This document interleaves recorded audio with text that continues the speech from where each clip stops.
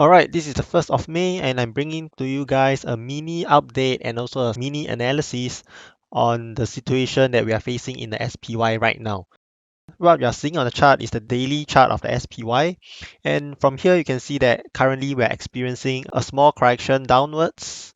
We have already seen a bearish divergence that's appearing on the prices, where we see prices making higher high and the stochastic full indicator, it is making a lower low. So this correction should be expected and it should be considered as a rather healthy correction, so there shouldn't be much to worry about. And as we have seen, the price action of SPY has been respecting the Fibonacci ratios pretty nicely, and we can see that this impulsive wave that we have experienced over here, it has respected the Fibonacci ratio. So you can see that if we use the Fibonacci extension to measure the previous impulsive wave up to this point from A to B, and then to the end of the corrective wave, which is point C over here. And let me just clear this up for you, and you can see that right now what we have seen is that the prices have been resisted by the 50% Fibonacci extension level. And if you recall from our Fibonacci ratios tutorial, these Fibonacci ratios and Fibonacci levels, the 38.2, 50%, and the 61.8%, they will act as strong resistance to prices as they move up and downwards in waves. Alright, so very nicely, it has respected the 50% resisted, and we can see that the 50% Fibonacci extension level is also corresponding with the 294 horizontal resistance that have resisted the prices of SPY a few times back in the past. The 294 level has been acting as a resistance once here and second time over here. So this is the third time and it is nothing surprising. Alright, so following this analysis, knowing that the prices respect the Fibonacci ratios pretty much, what we can do next is to use the Fibonacci retracement tool and see how deep will this correction bring us to. So for Fibonacci retracement, we have to connect the start of the impulsive wave to the end of the impulsive wave.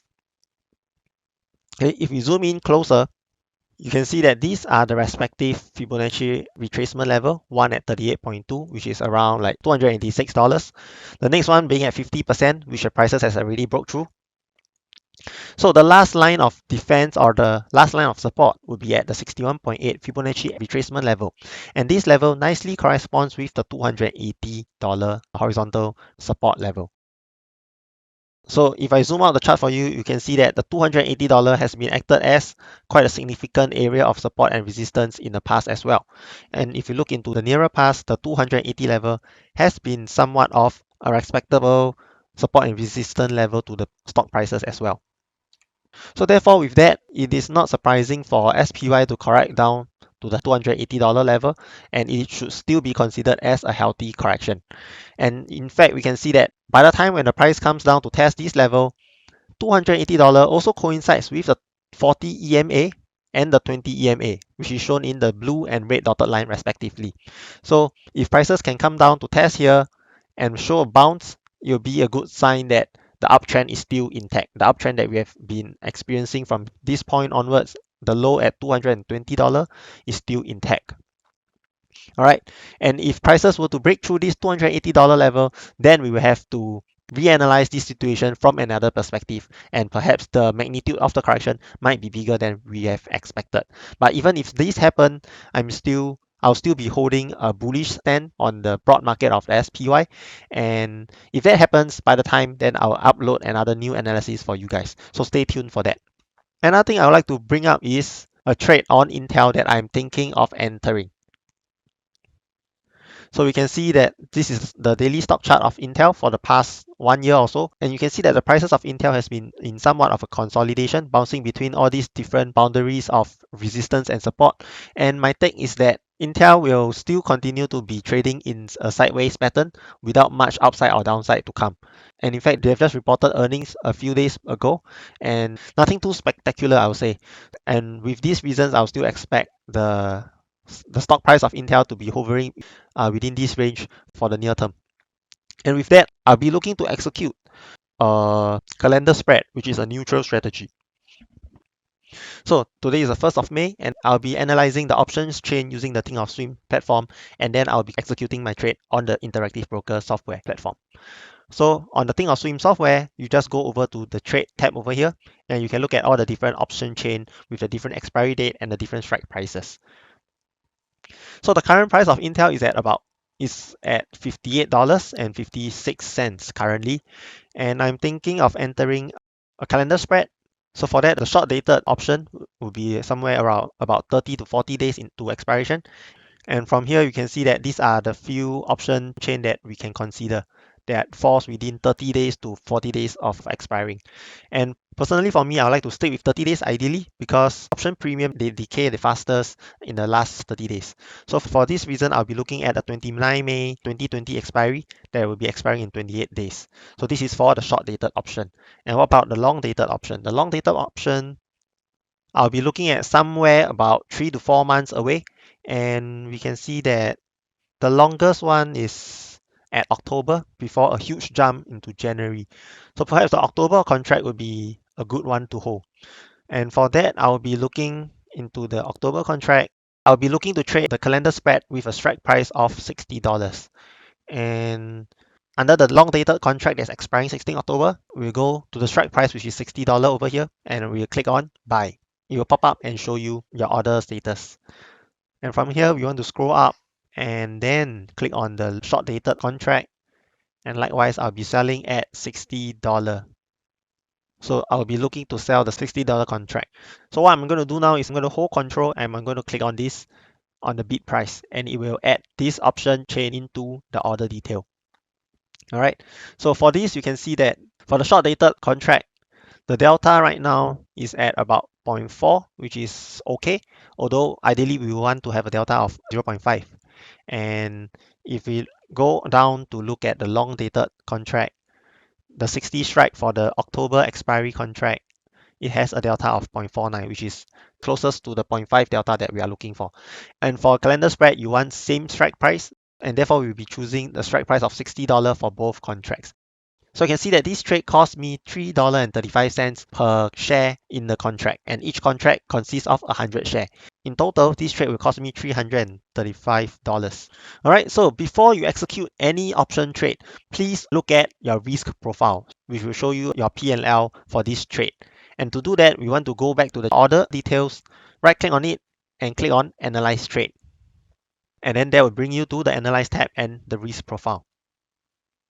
So this is the trade that we are analyzing, and we can see that on this chart, the y-axis over here shows you your profit and loss. So anything above this zero line is profit, and anything below this zero line is your loss. All right, and for the x-axis, we have the strike price, and we can see that for the $60 strike contract that we are about to trade, $60 is at this level over here. Before we start analyzing, a few things to take note is that the date that you are looking at, make sure to set it to the expiration date of the short dated contract, which is 29 May.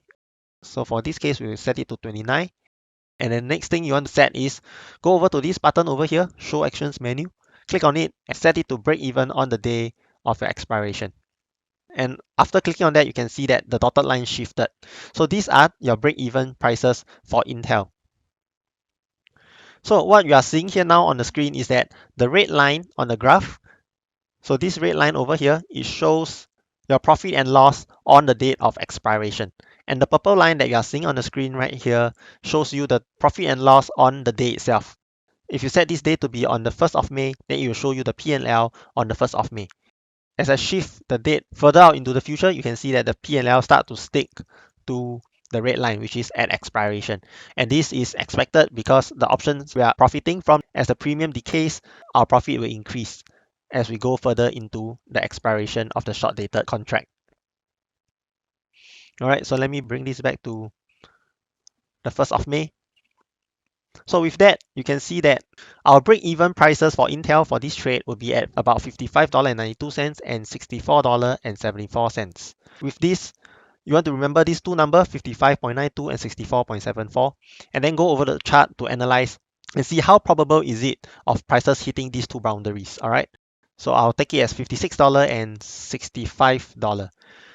And if we were to mark out this level on the chart, $55 would represent somewhere around here, and $65 would be somewhere around here.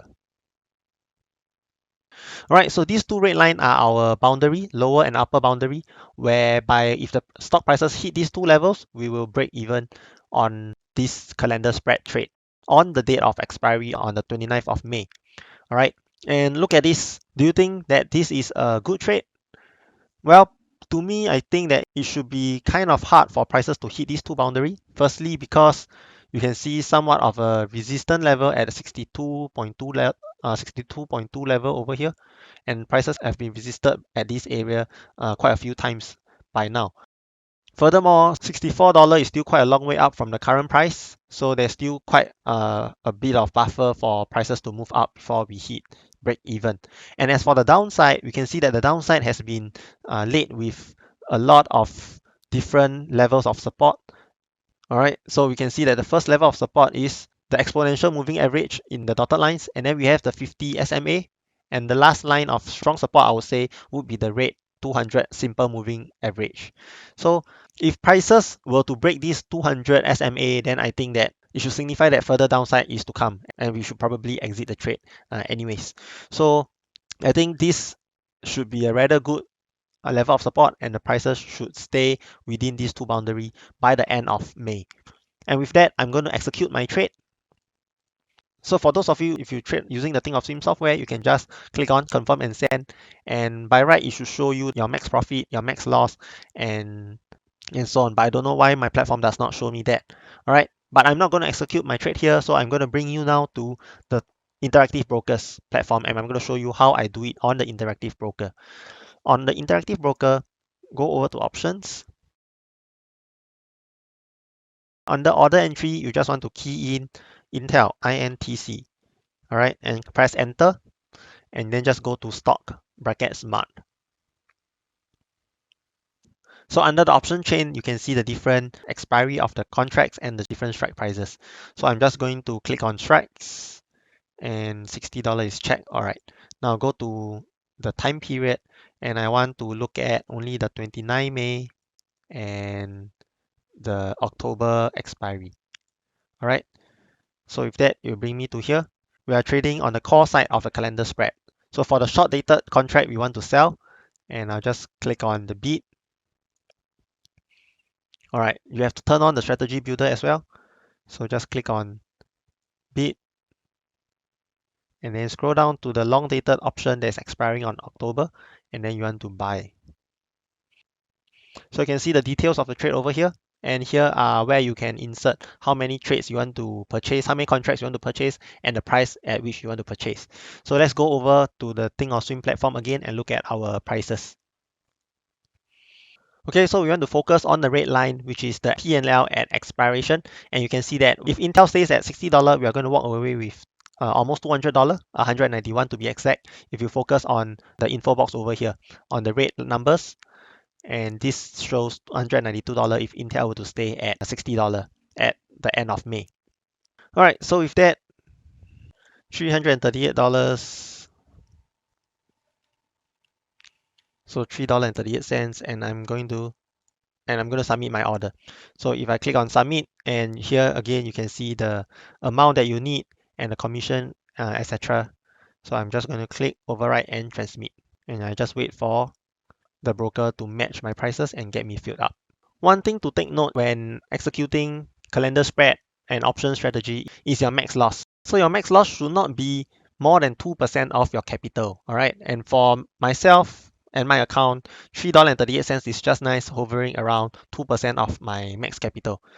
So what this means is that if the trade does in fact hit like about $40 or $30 by the end of May, I'm going to lose this $338. On the other hand, if it hits like $80 or $90, then I'm going to lose $338. But that's rarely going to happen, because by the time prices hit the lower boundary or the upper boundary of the break even level, I'm going to amend my trade, and I'm going to roll my option contract, and I'm going to make it such that the whole trade will still be favorable for me. Otherwise, I'll just close out the trade at break-even prices or close out the trade for a short loss. So 338 is not executing. Okay, make sure to release this lock button so that you can see the real-time price. So currently it is at $3.42, and I'm going to shift it. Filled. All right, the order has been filled. And with that, you can see this appearing on my portfolio right now. So Intel, we sold a short dated call option that's expiring on the May of 29 at a strike price of $60 for Intel. And then we long a long dated call option contract for Intel expiring on the October of 16 and also at a strike price of $60. And this whole trade takes us $345 with $1.29 of commission. All right, so that's all for today. And I'm going to update you guys as to how this trade progresses. So make sure to stay tuned to our videos. This is Growing Wealth. Thank you for watching. Make sure to drop a like and subscribe, and I'll see you in the next video.